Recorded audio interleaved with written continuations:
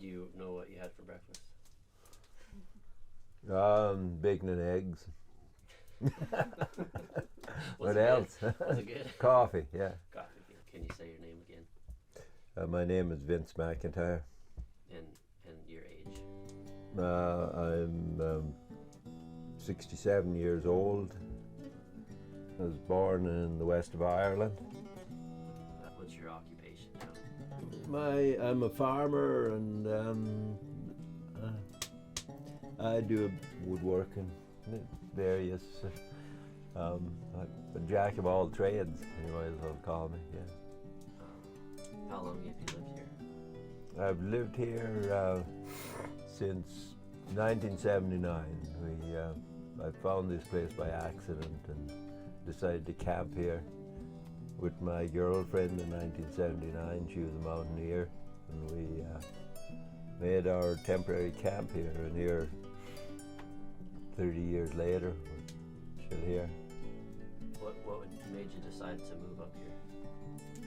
This place? I just needed. I had been living in a big wall tent, and I burnt it down, and I needed another place to camp, and it was just a temporary solution. Yeah. Yeah. So when you moved here, did you have a plan or When I come here, it was a base camp to go on the mountain. Oh. Yeah. Since you've been here since 1979, does it feel more permanent? It feels very permanent in the sense that it feels like home.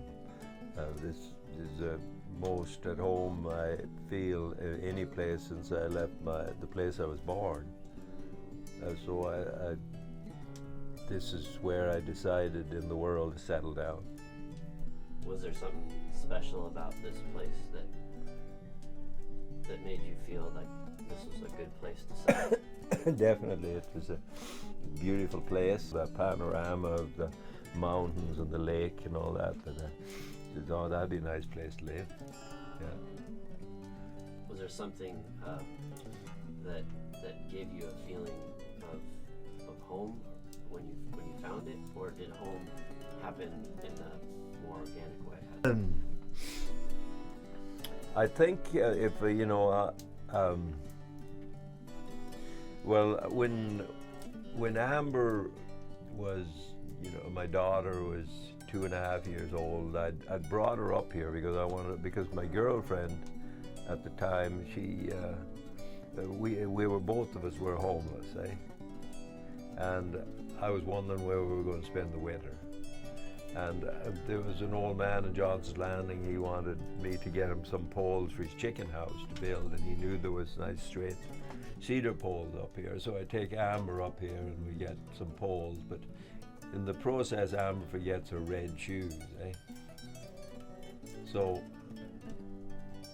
I had to bring her back up here to get her red shoes. So I brought my girlfriend up here, and I was just wanting to see how she felt about the place, and she was just totally amazed by the place. So from there I knew it was from there I knew both of us liked it here. So, and then this was in October of 1979, so we wanted to make a camp.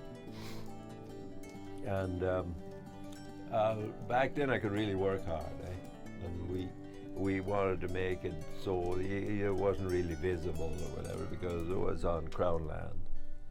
So I started digging down here, and she helped me, and we made that little downstairs place with a stove. I cut off a 45-gallon drum and put a hole for a lid and put it on the ground. That was our fire for the winter, and was putting the roof on the snow.